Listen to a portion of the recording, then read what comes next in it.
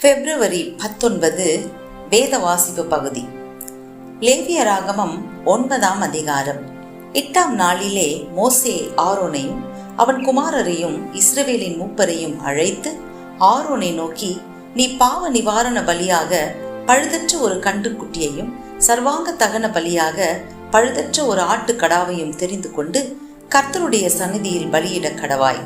மேலும் இஸ்ரவேல் புத்திரரை நோக்கி, கர்த்தருடைய சந்நிதியில் பலியிடும்படிக்கு நீங்கள் பாவ நிவாரண பலியாக பழுதற்ற ஒரு வெள்ளாட்டு கடாவையும் சர்வாங்க தகன பலியாக ஒரு வயதான பழுதற்ற ஒரு கன்று குட்டியையும் ஒரு ஆட்டுக்குட்டியையும் சமாதான பலிகளாக ஒரு காளையையும் ஒரு ஆட்டுக்கடாவையும் எண்ணெயிலே பிசைந்த போஜன பலியையும் கொண்டு வாருங்கள். இன்று கர்த்தர் உங்களுக்கு தரிசனமாவார் என்று சொல் என்றார். மோசே கட்டளையிட்டவைகளை அவர்கள் ஆசரிப்பு கூடாரத்துக்கு முன்பாக கொண்டு வந்தார்கள். சபையார் எல்லாரும் சேர்ந்து கர்த்தருடைய சந்நிதியில் நின்றார்கள். அப்பொழுது மோசே, கர்த்தர் கட்டளையிட்ட இந்த காரியத்தை செய்யுங்கள், கர்த்தருடைய மகிமை உங்களுக்கு காணப்படும் என்றான். மோசே ஆரோனை நோக்கி, நீ பலிபீட தண்டையில் சேர்ந்து கர்த்தர் கட்டளையிட்டபடியே உன் பாவ நிவாரண பலியையும் உன் சர்வாங்க தகன பலியையும் செலுத்தி உனக்காகவும் ஜனங்களுக்காகவும் பாவ நிவர்த்தி செய்து ஜனங்களுடைய பலியையும் செலுத்தி அவர்களுக்காகவும் பாவ நிவர்த்தி செய் என்றான். அப்பொழுது ஆரோன் பலிபீட தண்டையில் சேர்ந்து தன் பாவ நிவாரண பலியாகிய கன்றுக்குட்டியை கொன்றான். ஆரோனின் குமாரர் அதன் இரத்தத்தை அவனிடத்தில் கொண்டு வந்தார்கள். அவன் தன் விரலை அந்த இரத்தத்தில் தோய்த்து பலிபீடத்தின் கொம்புகளின் மேல் பூசி மற்ற இரத்தத்தை பலிபீடத்தின் அடியிலே ஊற்றி பாவ நிவாரண பலியின் கொழுப்பையும் குண்டிக்காய்களையும் கல்லீரலில் எடுத்த ஜவ்வையும் கர்த்தர் மோசேக்கு கட்டளையிட்டபடியே பலிபீடத்தின் மேல் தகனித்து மாம்சத்தையும் தோலையும் பாளையத்துக்கு புறம்பே அக்னியிலே சுட்டெரித்தான். பின்பு சர்வாங்க தகன பலியையும் கொன்றான். ஆரோனின் குமாரர் அதன் இரத்தத்தை அவனிடத்தில் கொண்டு வந்தார்கள். அதை அவன் பலிபீடத்தின் மேல் சுற்றிலும் தெளித்தான். சர்வாங்க தகன பலியின் துண்டங்களையும் தலையையும் அவனிடத்தில் கொண்டு வந்தார்கள். அவன் அவைகளை பலிபீடத்தின் மேல் தகனித்து குடல்களையும் தொடைகளையும் கழுவி பலிபீடத்தின் மேல் இருந்த சர்வாங்க தகன பலியின் மேல் தகனித்தான். பின்பு அவன் ஜனங்களின் பலியை கொண்டு வந்து ஜனங்களின் பாவ நிவர்த்திக்குரிய வெள்ளாட்டு கடாவை கொன்று முந்தினதை பலியிட்டது போல அதை பாவ நிவாரண பலியாக்கி சர்வாங்க தகன பலியையும் கொண்டு வந்து நியமத்தின்படி அதை பலியிட்டு போஜன பலியையும் கொண்டு வந்து அதில் கை நிறைய எடுத்து அதை காலையில் செலுத்தும் சர்வாங்க தகன பலியுடனே பலிபீடத்தின் மேல் தகனித்தான். பின்பு ஜனங்களின் சமாதான பலிகளாகிய காளையையும் ஆட்டுக்கடாவையும் கொன்றான். ஆரோனின் குமாரர் அதன் இரத்தத்தை அவனிடத்தில் கொண்டு வந்தார்கள். அவன் அதை பலிபீடத்தின் மேல் சுற்றிலும் தெளித்து காளையிலும் ஆட்டுக்கடாவிலும் எடுத்த கொழுப்பையும் வாலையும் குடல்களை மூடிய ஜவ்வையும் குண்டிக்காய்களையும் கல்லீரலின் மேல் இருந்த ஜவ்வையும் கொண்டு வந்து கொழுப்பை மார்க்கண்டங்களின் மேல் வைத்தார்கள். அந்த கொழுப்பை பலிபீடத்தின் மேல் தகனித்தான். மார்க்கண்டங்களையும் வலது முன்னந்தொடையையும் மோசே கட்டளையிட்டபடியே ஆரோன் கர்த்தருடைய சந்நிதியில் அசைவாட்டும் பலியாக அசைவாட்டினான். பின்பு ஆரோன் ஜனங்களுக்கு நேராக தன் கைகளை உயர்த்தி அவர்களை ஆசீர்வதித்து தான் பாவ நிவாரண பலியையும் சர்வாங்க தகன பலியையும் சமாதான பலிகளையும் செலுத்தின இடத்திலிருந்து இறங்கினான். பின்பு மோசேயும் ஆரோனும் ஆசரிப்பு கூடாரத்துக்குள் பிரவேசித்து வெளியே வந்து ஜனங்களை ஆசீர்வதித்தார்கள். அப்பொழுது கர்த்தருடைய மகிமை சகல ஜனங்களுக்கும் காணப்பட்டது. அன்றியும் கர்த்தருடைய சந்நிதியிலிருந்து அக்கினி புறப்பட்டு பலிபீடத்தின் மேல் இருந்த சர்வாங்க தகன பலியையும் கொழுப்பையும் எரித்து விட்டது. ஜனங்கள் எல்லாரும் அதை கண்டபோது ஆரவாரித்து முகம் குப்புற விழுந்தார்கள். லேவியராகமம் 10ஆம் அதிகாரம். பின்பு ஆரோனின் குமாரராகிய நாதாபும் அபியூவும் தன் தன் தூப கலசத்தை எடுத்து அவைகளில் அக்கினியையும் அதன் மேல் தூப வர்க்கத்தையும் போட்டு கர்த்தர் தங்களுக்கு கட்டளையிடாத அந்நிய அக்கினியை அவருடைய சந்நிதியில் கொண்டு வந்தார்கள். அப்பொழுது அக்கினி கர்த்தருடைய சந்நிதியிலிருந்து புறப்பட்டு அவர்களை பட்சித்தது. அவர்கள் கர்த்தருடைய சந்நிதியில் செத்தார்கள். அப்பொழுது மோசே ஆரோனை நோக்கி, என்னிடத்தில் சேருகிறவர்களால் நான் பரிசுத்தம் பண்ணப்பட்டு சகல ஜனங்களுக்கு முன்பாக நான் மகிமைப்படுவேன் என்று கர்த்தர் சொன்னது இதுதான் என்றான். ஆரோன் பேசாதிருந்தான். பின்பு மோசே ஆரோனின் சிறிய தகப்பனான ஊசியேலின் குமாரராகிய மீசவேலையும் எல்சாபானையும் அழைத்து, நீங்கள் கிட்ட வந்து உங்கள் சகோதரரை பரிசுத்த ஸ்தலத்துக்கு முன்னின்று எடுத்து பாளையத்துக்கு புறம்பே கொண்டு போங்கள் என்றான்.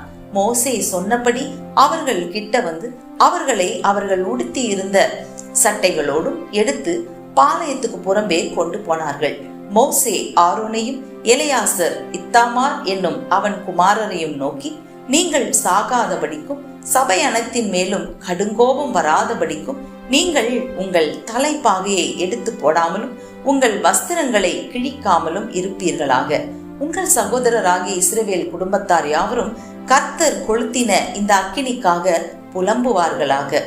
நீங்கள் சாகாதபடிக்கு ஆசரிப்பு கூடார வாசலில் இருந்து புறப்படாதிருங்கள். கர்த்தருடைய அபிஷேக தைலம் உங்கள் மேல் இருக்கிறதே என்றார். அவர்கள் மோசேயினுடைய வார்த்தையின்படியே செய்தார்கள். கர்த்தர் ஆரோனை நோக்கி, நீயும் உன்னோடே கூட உன் குமாரரும் சாகாதிருக்க வேண்டுமானால் ஆசரிப்பு கூடாரத்துக்குள் பிரவேசிக்கிற போது திராட்சரசத்தையும் மதுவையும் குடிக்க வேண்டாம். பரிசுத்தம் உள்ளதற்கும் பரிசுத்தம் இல்லாததற்கும் தீட்டுள்ளதற்கும் தீட்டில்லாததற்கும் வித்தியாசம் பண்ணும்படிக்கும் கர்த்தர் மோசேயை கொண்டு இஸ்ரவேல் புத்திரருக்கு சொன்ன சகல பிரமாணங்களையும் அவர்களுக்கு போதிக்கும்படிக்கும் இது உங்கள் தலைமுறை தோறும் நித்திய கட்டளையாயிருக்கும் என்றார்.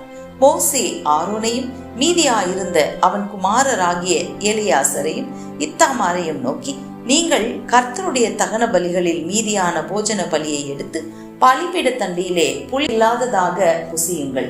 அது மகா பரிசுத்தமானது. அதை பரிசுத்த ஸ்தலத்திலே புசியுங்கள். அது கர்த்தருடைய தகன பலிகளில் உனக்கும் உன் குமாரருக்கும் ஏற்படுத்தப்பட்டதாயிருக்கிறது. இப்படி கட்டளை பெற்றிருக்கிறேன். அசைவாட்டும் மார்க்கண்டத்தையும் ஏறெடுத்து படைக்கும் முன்னந்தொடையையும் நீயும் உன்னோடே கூட உன் குமாரரும் குமாரத்திகளும் சுத்தமான ஸ்தலத்திலே புசிப்பீர்களாக. இஸ்ரவேல் புத்திரருடைய சமாதான பலிகளில் அவைகள் உனக்கும் உன் பிள்ளைகளுக்கும் கிடைக்கும்படி ஏற்படுத்தப்பட்டிருக்கிறது. கொழுப்பாகிய தகன பலிகளோடே அவர்கள் கர்த்தருடைய சந்நிதியில் அசைவாட்டும் பலியாக அசைவாட்டும்படி ஏறெடுத்து படைக்கும் முன்னந்தொடையையும் அசைவாட்டும் மார்க்கண்டத்தையும் கொண்டு வருவார்கள். அது கர்த்தர் கட்டளையிட்டபடியே உனக்கும் உன் பிள்ளைகளுக்கும் நித்திய கட்டளையாக ஏற்படுத்தப்பட்டிருக்கிறது என்றான். பாவ நிவாரண பலியாக செலுத்தப்பட்ட வெள்ளாட்டு கடாவை மோசே தேடி பார்த்தான். அது தகனிக்கப்பட்டிருந்தது. ஆகையால் மீதியாயிருந்த எலெயாசார் இத்தாமார் என்னும் ஆரோனின் குமாரர் மேல் அவன் கோபம் கொண்டு, பாவ நிவாரண பலியை நீங்கள் பரிசுத்த ஸ்தலத்தில் புசியாமற் போனதென்ன? அது மகா பரிசுத்தமாயிருக்கிறதே. சபையின் அக்கிரமத்தை சுமந்து தீர்ப்பதற்கு கர்த்தருடைய சந்நிதியில் அவர்களுக்காக பாவ நிவர்த்தி செய்யும் பொருட்டு அதை உங்களுக்கு கொடுத்தாரே. அதன் ரத்தம் பரிசுத்த ஸ்தலத்துக்குள்ளே கொண்டு வரப்படவில்லையே. நான் கட்டளையிட்டபடி நீங்கள் அதை பரிசுத்த ஸ்தலத்தில் புசிக்க வேண்டியதாய் இருந்ததே என்றான். அப்பொழுது ஆரோன் மோசேயை நோக்கி, அவர்கள் தங்கள் பாவ நிவாரண பலியையும் தங்கள் சர்வாங்க தகன பலியையும் கர்த்தருடைய சந்நிதியில் செலுத்தின இன்று தானே எனக்கு இப்படி நேரிட்டதே. பாவ நிவாரண பலியை இன்று நான் புசித்தேனானால் அது கர்த்தரின் பார்வைக்கு நன்றாயிருக்குமோ என்றான். மோசே அதை கேட்டபோது அமைதலாயிருந்தான். சங்கீதம் 50. வல்லமையுள்ள தேவனாகிய கர்த்தர் வசனித்து சூரியன் உதிக்கும் திசை தொடங்கி அது அஸ்தமிக்கும் திசை வரைக்கும் உள்ள பூமியை கூப்பிடுகிறார். பூரண வடிவுள்ள சியோனிலிருந்து தேவன் பிரகாசிக்கிறார். நம்முடைய தேவன் வருவார். மௌனமாயிரார். அவருக்கு முன் அக்கினி பட்சிக்கும். அவரை சுற்றிலும் மகா புசல் கொந்தளிப்பாயிருக்கும். அவர் தம்முடைய ஜனத்தை நியாயம் தீர்க்க உயர இருக்கும் வானங்களையும் பூமியையும் கூப்பிடுவார். பலியினாலே என்னுடைய உடன்படிக்கை பண்ணின என்னுடைய பரிசுத்தவான்களை என்னிடத்தில் கூட்டுங்கள் என்பார். வானங்கள் அவருடைய நீதியை அறிவிக்கும். தேவனே நியாயாதிபதி. என் ஜனமே கேள், நான் பேசுவேன். இஸ்ரவேலே, உனக்கு விரோதமாய் சாட்சியிடுவேன். நானே தேவன், உன் தேவனாய் இருக்கிறேன். உன் பலிகளின் நிமித்தம் உன்னை கடிந்து கொள்ளேன். உன் தகன பலிகள் எப்போதும் எனக்கு முன்பாக இருக்கிறது. உன் வீட்டிலிருந்து காளைகளையும் உன் தொழுவங்களிலிருந்து ஆட்டுக்கடாக்களையும் நான் வாங்கிக் கொள்வதில்லை. சகல காட்டு ஜீவன்களும் பர்வதங்களில் ஆயிரமாயிரமாய் தெரிகிற மிருகங்களும் என்னுடையவைகள். மலைகளில் உள்ள பறவைகளை எல்லாம் அறிவேன். வெளியில் நடமாடுகிறவைகள் எல்லாம் என்னுடையவைகள். நான் பசியாயிருந்தால் உனக்கு சொல்லேன். பூமியும் அதன் நிறைவும் என்னுடையவைகளே. நான் எருதுகளின் மாம்சம் புசித்து ஆட்டுக்கடாக்களின் ரத்தம் குடிப்பேனோ? நீ தேவனுக்கு ஸ்தோத்திர பலியிட்டு உன்னதமானவருக்கு உன் பொருத்தனைகளை செலுத்தி ஆபத்து காலத்தில் என்னை நோக்கி கூப்பிடு, நான் உன்னை விடுவிப்பேன், நீ என்னை மகிமைப்படுத்துவாய். தேவன் துன்மார்க்கனை நோக்கி, நீ என் பிரமாணங்களை எடுத்துரைக்கவும் என் உடன்படிக்கையை உன் வாயினால் சொல்லவும் உனக்கு என்ன நியாயம் உண்டு? சிற்றையை நீ பகைத்து என் வார்த்தைகளை உனக்கு பின்னாக எரிந்து போடுகிறாய். நீ திருடனை காணும் போது அவனோடு ஒருமித்து போகிறாய். விபசாரரோடும் உனக்கு பங்குண்டு. உன் வாயை பொல்லாப்புக்கு திறக்கிறாய். உன் நாவு சற்பனையை பிணைக்கிறது. நீ உட்கார்ந்து உன் சகோதரனுக்கு விரோதமாய் பேசி உன் தாயின் மகனுக்கு அவதூறு உண்டாக்குகிறாய். இவைகளை நீ செய்யும் போது நான் மௌனமாயிருந்தேன். உன்னை போல் நானும் இருப்பேன் என்று நினைவு கொண்டாய். ஆனாலும் நான் உன்னை கடிந்து கொண்டு அவைகளை உன் கண்களுக்கு முன்பாக ஒவ்வொன்றாக நிறுத்துவேன். தேவனை மறக்கிறவர்களே, இதை சிந்தித்துக் கொள்ளுங்கள். இல்லாவிட்டால் நான் உங்களை பீறி போடுவேன். ஒருவரும் உங்களை விடுவிப்பதில்லை. ஸ்தோத்திர பலியிடுகிறவன் என்னை மகிமைப்படுத்துகிறான். தன் வழியை செவ்வைப்படுத்துகிறவனுக்கு தேவனுடைய ரட்சிப்பை வெளிப்படுத்துவேன் என்று சொல்லுகிறார். மத்தேயு 25ஆம் அதிகாரம் 31ஆம் வசனம் முதல் 46ஆம் வசனம் வரை. அன்றியும் மனுஷகுமாரன் தமது மகிமை பொருந்தினவராய் சகல பரிசுத்த தூதரோடும் கூட வரும்போது தமது மகிமையுள்ள சிங்காசனத்தின் மேல் வீற்றிருப்பார். அப்பொழுது சகல ஜனங்களும் அவருக்கு முன்பாக சேர்க்கப்படுவார்கள். மெய்ப்பனானவன் செம்மறி ஆடுகளையும் வெள்ளாடுகளையும் வெவ்வேறாக பிரிக்கிறது போல அவர்களை அவர் பிரித்து செம்மறி ஆடுகளை தமது வலது பக்கத்திலும் வெள்ளாடுகளை தமது இடது பக்கத்திலும் நிறுத்துவார். அப்பொழுது ராஜா தமது வலது பக்கத்தில் நிற்பவர்களை பார்த்து, வாருங்கள், என் பிதாவினால் ஆசீர்வதிக்கப்பட்டவர்களே, உலகம் உண்டானது முதல் உங்களுக்காக ஆயத்தம் பண்ணப்பட்டிருக்கிற ராஜ்யத்தை சுதந்திரித்துக் கொள்ளுங்கள். பசியாயிருந்தேன், எனக்கு போஜனம் கொடுத்தீர்கள். தாகமாயிருந்தேன், என் தாகத்தை தீர்த்தீர்கள். அந்நியனாயிருந்தேன், என்னை சேர்த்து கொண்டீர்கள். வஸ்திரம் இல்லாதிருந்தேன், எனக்கு வஸ்திரம் கொடுத்தீர்கள். வியாதியாயிருந்தேன், என்னை விசாரிக்க வந்தீர்கள். காவலில் இருந்தேன், என்னை பார்க்க வந்தீர்கள் என்பார். அப்பொழுது நீதிமான்கள் அவருக்கு பிரதியுத்தரமாக, ஆண்டவரே, நாங்கள் எப்பொழுது உம்மை பசியுள்ளவராக கண்டு உமக்கு போஜனம் கொடுத்தோம்? எப்பொழுது உம்மை தாகமுள்ளவராக கண்டு உம்முடைய தாகத்தை தீர்த்தோம்? எப்பொழுது உம்மை அந்நியராக கண்டு உம்மை சேர்த்து கொண்டோம்? எப்பொழுது உம்மை வஸ்திரம் இல்லாதவராக கண்டு உமக்கு வஸ்திரம் கொடுத்தோம்? எப்பொழுது உம்மை வியாதி உள்ளவராகவும் காவலில் இருக்கிறவராகவும் கண்டு உம்மிடத்தில் வந்தோம் என்பார்கள். அதற்கு ராஜா பிரதியுத்தரமாக, மிகவும் சிறியவராகிய என் சகோதரரான இவர்களில் ஒருவனுக்கு நீங்கள் எதை செய்தீர்களோ அதை எனக்கே செய்தீர்கள் என்று மெய்யாகவே உங்களுக்கு சொல்லுகிறேன் என்பார். அப்பொழுது இடது பக்கத்தில் நிற்பவர்களை பார்த்து அவர், சபிக்கப்பட்டவர்களே, என்னை விட்டு பிசாசுக்காகவும் அவன் தூதர்களுக்காகவும் ஆயத்தம் பண்ணப்பட்டிருக்கிற நித்திய அக்கினியிலே போங்கள். பசியாயிருந்தேன், நீங்கள் எனக்கு போஜனம் கொடுக்கவில்லை. தாகமாயிருந்தேன், நீங்கள் என் தாகத்தை தீர்க்கவில்லை. அந்நியனாயிருந்தேன், நீங்கள் என்னை சேர்த்து கொள்ளவில்லை. வஸ்திரம் இல்லாதிருந்தேன், நீங்கள் எனக்கு வஸ்திரம் கொடுக்கவில்லை.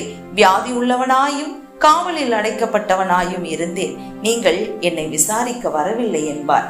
அப்பொழுது அவர்களும் அவருக்கு பிரதியுத்தரமாக, ஆண்டவரே, உம்மை பசியுள்ளவராகவும் தாகமுள்ளவராகவும் அந்நியராகவும் வஸ்திரம் இல்லாதவராகவும் வியாதிப்பட்டவராகவும் காவலில் அடைக்கப்பட்டவராகவும் நாங்கள் எப்பொழுது கண்டு உமக்கு உதவி செய்யாதிருந்தோம் என்பார்கள். அப்பொழுது அவர் அவர்களுக்கு பிரதியுத்தரமாக, மிகவும் சிறியவர்களாகிய இவர்களில் ஒருவனுக்கு நீங்கள் எதை செய்யாதிருந்தீர்களோ அதை எனக்கே செய்யாதிருந்தீர்கள் என்று மெய்யாகவே உங்களுக்கு சொல்லுகிறேன் என்பார். அந்தபடி இவர்கள் நித்திய ஆக்கினையை அடையவும் நீதிமான்களோ நித்திய ஜீவன் அடையவும் போவார்கள் என்றார்.